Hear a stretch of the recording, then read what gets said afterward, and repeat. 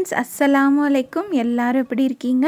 இன்றைக்கி நம்ம சேனலில் ரொம்பவே இன்ட்ரெஸ்டிங்கான ஒரு vlog தான் உங்ககிட்ட நான் ஷேர் பண்ண போகிறேன். ஸோ இந்த வீடியோ எடுத்த அன்றைக்கி பார்த்திங்கன்னா சூப்பராக வெயில் அடிச்சிச்சு. அன்றைக்கி ரொம்ப நாளைக்கு அப்புறம் பார்த்திங்கன்னா நல்லாவே வெயில் அடிச்சிச்சு. சரி, எங்கேயாவது வெளியே போயிட்டு வரலாம் அப்படின்னு சொல்லிட்டு நானும் என் சிஸ்டர் மட்டும் போயிட்டு வரலான்னு சொல்லிட்டு பிளான் பண்ணியிருக்கோம். இப்போ பார்த்திங்கன்னா மணி ஒரு 10 மணி ஆகுது. 10 மணிக்கு மேலே தான் பிளான் பண்ணோம். சரி, இன்றைக்கி வெயில் அடிக்குது, போயிட்டு வரலாம் அப்படின்னு சொல்லிட்டு ஜயான் குட்டி வந்து அவங்க அத்தாட்ட உட்காந்து விளையாடிட்டு இருக்காரு.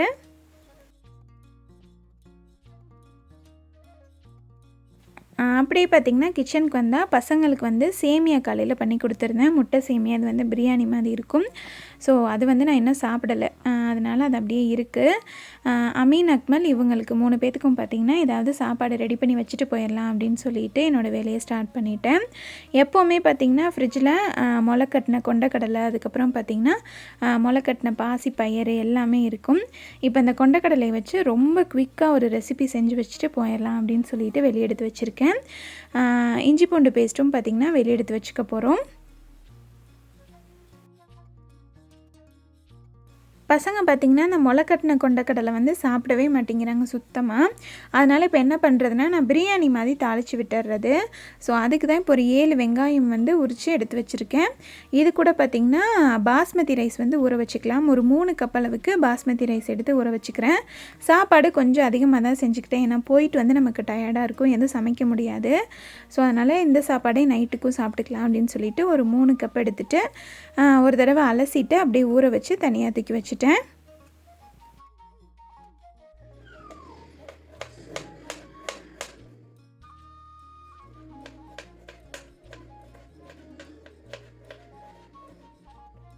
ஸோ இப்போ இந்த சாப்பாடுக்கு தேவையான வெங்காயம் எல்லாத்தையுமே நீள நீளமாக நல்லா கட் பண்ணி எடுத்துக்கலாம். இப்போ கேஸ் ஆன் பண்ணிவிட்டு ஒரு குக்கர் வச்சுருக்கேன். அதில் வந்து தேங்காய் எண்ணெய், அதுக்கப்புறம் வந்து நெய் மட்டும் சேர்த்துருக்கேன்.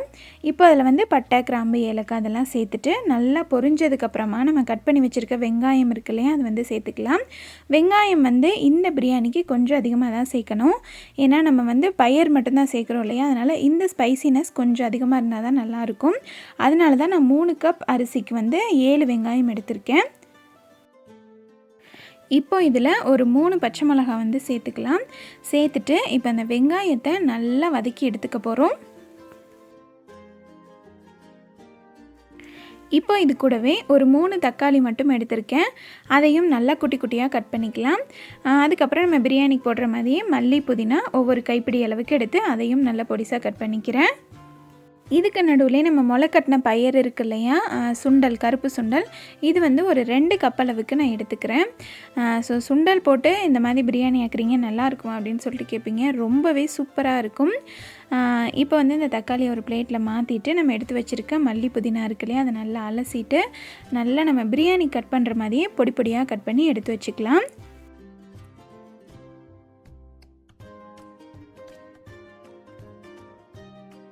இப்போ வந்து வெங்காயம் இந்த அளவுக்கு வதங்கியிருக்கு, உங்களுக்கு காமிச்சிருக்கேன் பாருங்கள்.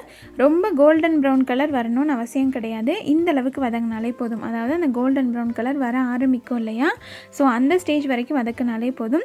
உங்களுக்கு டைம் இருந்துச்சு அப்படின்னா இன்னும் கொஞ்சம் கூட வதக்கிக்கோங்க. இப்போ இதில் ஒரு 3 தக்காளி நம்ம கட் பண்ணி வச்சுருந்தோம் இல்லையா, அதையும் சேர்த்துட்டு இது கூடவே நம்ம அரிஞ்சு வச்சுருக்க மல்லி, புதினா இருக்குல்ல, அதையும் சேர்த்துக்கலாம். சேர்த்துட்டு இஞ்சி பூண்டு பேஸ்ட் வந்து சேர்த்துக்கலாம். இஞ்சி பூண்டு பேஸ்ட் வந்து ஒரு 4 டீஸ்பூன் அளவுக்கு நான் சேர்த்துக்கிறேன். இஞ்சி பூண்டு பேஸ்ட்டு சேர்த்துட்டு இப்போ இதை வந்துட்டு நல்லா மிக்ஸ் பண்ணி விட்டுக்கலாம். மிக்ஸ் பண்ணி விட்டுட்டு இப்போ அதுக்கு மசாலா வந்து நம்ம மேஜிக் மசாலா இருக்கு இல்லையா, என்னோடய சேனல் வந்து தொடர்ந்து ஃபாலோ பண்ணுறவங்களுக்கு தெரியும். நான் இது எப்படி ரெடி பண்ணுறது அப்படின்னு சொல்லிட்டு ஒரு வீடியோவில் சொல்லியிருக்கேன், அதோட லிங்க்கை டிஸ்கிரிப்ஷனில் தரேன், செக் பண்ணி பார்த்துக்கோங்க. இந்த ஒரு மசாலாவே போதும். இது வந்து ஒரு 3 டீஸ்பூன் அளவுக்கு நான் சேர்த்துக்கிறேன். சேர்த்துட்டு நல்லா மிக்ஸ் பண்ணி விட்டுட்டு மூடி போட்டு வதக்கிக்கணும். இந்த மேஜிக் மசாலா இல்லாதவங்க மிளகாய்த்தூள், மல்லித்தூள், கரம் மசாலா, சீரகத்தூள், மஞ்சள் தூள் போட்டால் போதும். இது இருந்துச்சு அப்படின்னா நம்ம காலையில் வேலை செய்கிறப்ப பார்த்திங்கன்னா டக்குன்னு ஒரு பாட்டிலை ஓப்பன் பண்ணி 2 ஸ்பூனை போட்டு விட்டுறலாம். ரொம்ப குயிக்காக ஈஸியாக வேலை முடியும், டென்ஷன் இல்லாமல் இருக்கும். ஸோ அதுக்காக தான் நான் இதை ரெடி பண்ணி வச்சுக்குவேன். இதோட லிங்க்கை நான் டிஸ்கிரிப்ஷனில் தரேன், மறக்காமல் செக் பண்ணி பார்த்துக்கோங்க. இப்போ நம்ம சேர்த்த வெங்காயம், இஞ்சி பூண்டு எல்லாம் வதங்கினதுக்கப்புறமா நம்ம எடுத்து வச்சுருக்க பயிர் இருக்கு இல்லையா, அது ஒரு தடவை நல்லா அலசிட்டு இப்போ அதில் அப்படியே சேர்த்துட்டு திரும்ப வந்து நல்லா வதக்கிடணும். இந்த பயிரோடு சேர்த்து நல்லா வதக்கி எண்ணெயெலாம் நல்லா பிரிஞ்சு வந்துடணும். அந்தளவுக்கு நல்லா வதக்கிக்கலாம். மூடி போட்டு வதக்கிக்கோங்க. அப்போ தான் நமக்கு வந்து நல்லாவே எண்ணெய் சீக்கிரமாக பிரிஞ்சு வரும். ஸோ அம்மா வந்து சிஸ்டரை கூட்டிகிட்டு வந்துட்டாங்க. கூடவே வந்து எங்கள் நனிமாவும் வந்திருந்தாங்க. அவங்களே எங்கள் கூட வரேன் அப்படின்னு சொல்லியிருந்தாங்க. அதனால் அம்மாவையும் நனிமாவையும் ஃபஸ்ட்டு அனுப்பிட்டு நானே என் தங்கச்சியும் பின்னாடி போகலாம் அப்படின்னு சொல்லிட்டு ஃபஸ்ட்டு அவங்கள அனுப்பி விட்டுட்டேன்.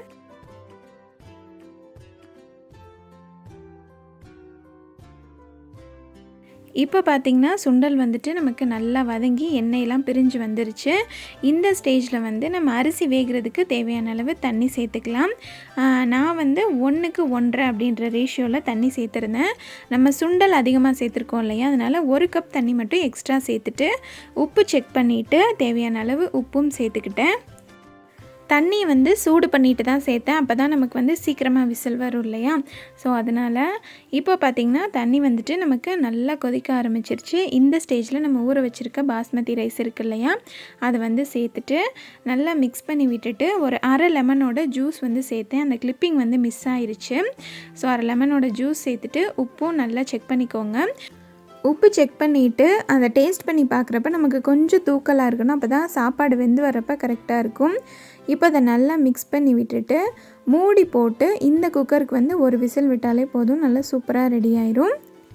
அடுப்பை வந்து ஃபுல் ஃப்ளேமில் வைக்காமல் மீடியம் ஃப்ளேமில் வச்சு ஒரு விசில் விட்டுட்டோன்னா போதும்.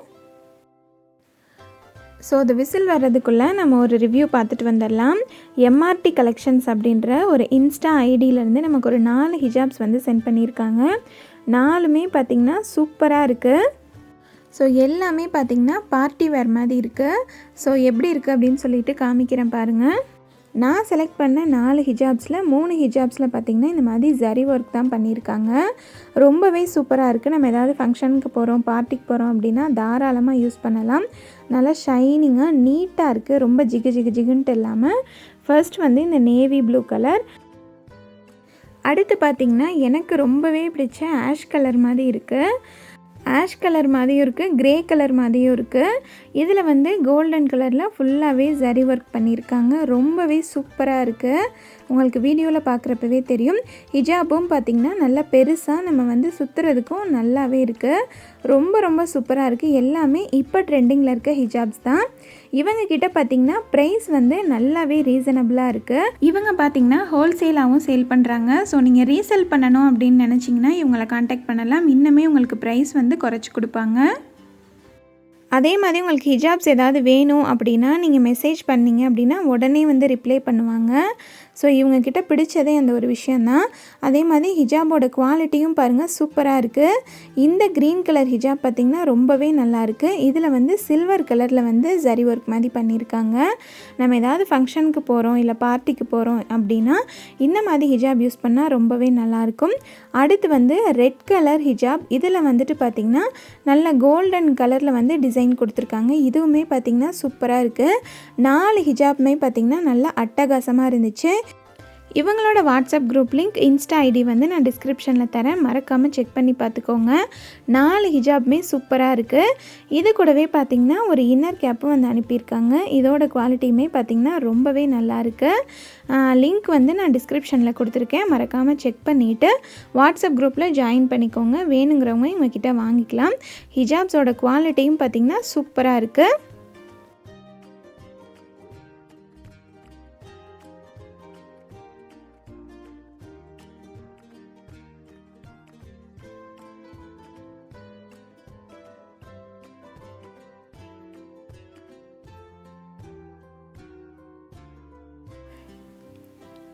இப்போ நம்ம சுண்டல் பிரியாணி இருக்கு இல்லையா, அது வந்து விசில் வந்து ப்ரெஷர்லாம் போனதுக்கப்புறம் ஓப்பன் பண்ணிட்டேன். பிரியாணி நல்லா பொலன்னு சூப்பராக வந்திருக்கு. கண்டிப்பாக உங்கள் வீட்டில் ட்ரை பண்ணி பாருங்கள் ஃப்ரெண்ட்ஸ். ரொம்ப டேஸ்டியான பிரியாணியாக இருக்கும். அமீன் அக்மல் லஞ்ச் பாக்ஸுக்கு வாரத்துக்கு ஒரு நாள் கண்டிப்பாக இதை வச்சு விட்டுருவேன். இதுக்கு சைட் டிஷ் வந்து பன்னீர் 65 போட்டால் சூப்பராக இருக்கும். அன்றைக்கி வீட்டில் வந்து பன்னீர் இல்லை. அதுக்கப்புறம் வந்து வெங்காய தயிர் பச்சடி இருக்குல்லையே, அது வேணும்னாலும் செய்யலாம். இந்த ஊர் கிளைமேட்க்கு அது செஞ்சோம் அப்படின்னா கண்டிப்பாக பசங்களுக்கு சேராது. அதனால் வந்து புதினா சட்னி மட்டும் அரைச்சி வச்சுட்டேன் நான். ஸோ அன்றைக்கி லஞ்ச் பார்த்திங்கன்னா சூப்பரான பிரியாணி, சுண்டல் போட்டு நல்ல ஹெல்த்தியான பிரியாணி.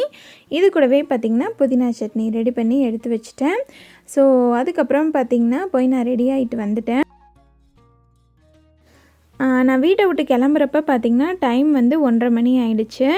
அம்மாவும் நனிமாவும் பார்த்திங்கன்னா ஆல்ரெடி கடைக்கு போயிட்டாங்க. சரி நானும் தங்கச்சியும் கிளம்புறதுக்கு தான் லேட் ஆகிடுச்சு. ஓகே நடந்து போகலாம் அப்படின்னு சொல்லிட்டு பிளான் பண்ணியிருந்தோம். ஆனால் அடிக்கிற வெயிலுக்கு பார்த்திங்கன்னா சுத்தமாக நடக்கவே முடியல, பயங்கரமாக இருந்துச்சு. அதனால் சரி பஸ்ஸில் போயிடலாம் அப்படின்னு சொல்லிட்டு ஸ்டாப்பில் நின்றுருந்தோம். அன்னைக்குன்னு பார்த்து எந்த பஸ்ஸுமே வரல. அதுக்கப்புறம் பார்த்திங்கன்னா ஒரு டாக்ஸி பிடிச்சி போயிட்டுருக்கோம்.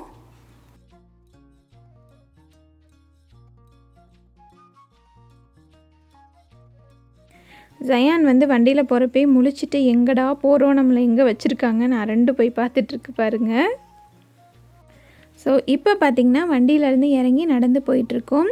வெயில் பாருங்கள் எவ்வளோ சூப்பராக அடிக்குதுன்னு. ரொம்ப நாள் ஆகுதுங்க இந்த மாதிரி வெயில் அடித்து, ஒரு 1.5 மாதத்துக்கு மேலேயே ஆகுதுன்னு கூட சொல்லலாம்.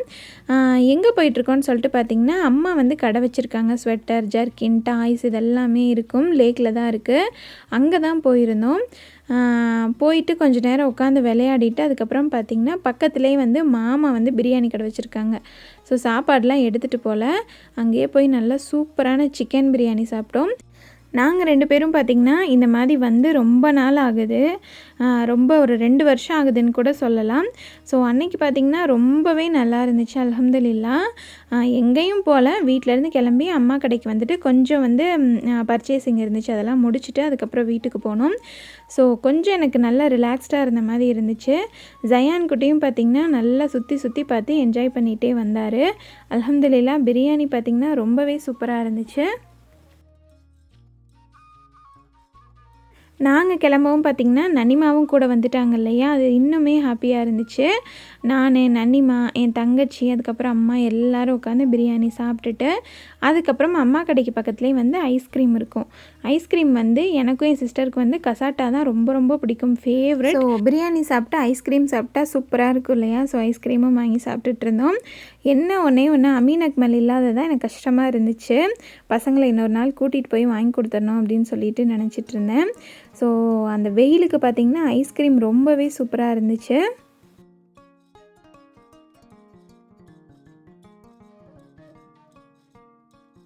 ஐஸ்கிரீம் சாப்பிட்டுட்டு அப்படியே பார்த்திங்கன்னா சும்மா அந்த லேக்கில் போய் நடந்துட்டு வரலாம் அப்படின்னு சொல்லிட்டு போனோம்.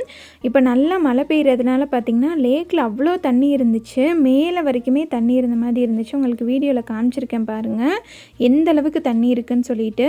இல்லைன்னா இவ்வளோ மேலேலாம் இருக்காது, கொஞ்சம் கீழே தான் இருக்கும். தண்ணி நிறையா இருந்ததுனால லேக் பார்க்குறதுக்கே சூப்பராக இருந்துச்சு. வீடியோ எடுத்திருக்கேன் பாருங்கள். ஸோ லேக் கொஞ்சம் தூரம் நடந்துட்டு அதுக்கப்புறம் பார்த்திங்கன்னா திரும்ப இங்கே வந்துட்டோம். டைம் பார்த்திங்கன்னா 4:30 கிட்ட ஆகிடுச்சு. சரி வீட்டுக்கு கிளம்பலாம் அப்படின்னு சொல்லிவிட்டு அமீன் அக்மல் வந்து 3:45 வந்துடுவாங்க. ஹஸ்பண்ட் வந்து சொல்லிட்டாங்க, நீ கொஞ்சம் நேரம் இருந்துட்டு வா, நான் போய் பார்த்துக்கிறேன் அப்படின்னு சொல்லிட்டு. அதனால் பார்த்திங்கன்னா சரி நீ போய் அப்படியே கிளம்பிடலாம் அப்படின்னு சொல்லிட்டு. இதுதான் அம்மா கடை.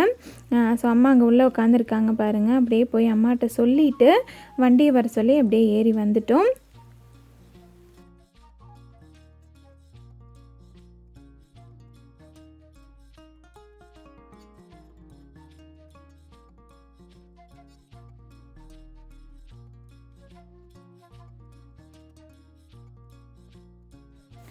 ஸோ அவ்வளோதான், அப்படியே அங்கேருந்து கிளம்பிட்டோம் இல்லையா. வீட்டுக்கு போனதுமே பார்த்திங்கன்னா அமீனும் அக்மலும் எப்படா நான் வருவேன் அப்படின்னு சொல்லிட்டு நின்றுருந்தாங்க. போயிட்டு அவங்க கூட கொஞ்சம் நேரம் பேசிட்டு ஹஸ்பண்ட் வந்து நல்லா சூடாக சூப்பரான ஒரு டீ போட்டு கொடுத்தாங்க. குடிச்சிட்டு திரும்பியும் என்னோடய ரொட்டீனை வந்து நான் ஸ்டார்ட் பண்ணிட்டேன். ஸோ அல்ஹம்துலில்லாஹ் அன்றைக்கி டே ரொம்பவே சூப்பராக போச்சு. இந்த வீடியோ பிடிச்சிருந்தால் கண்டிப்பாக லைக் பண்ணுங்கள். உங்களோட கருத்துக்களை மறக்காமல் என்னோட கமெண்ட்டில் ஷேர் பண்ணுங்கள். அடுத்த ஒரு இன்ட்ரெஸ்டிங்கான வீடியோவோட உங்களை வந்து மீட் பண்ணுறேன். Thank you so much. Assalamu alaikum.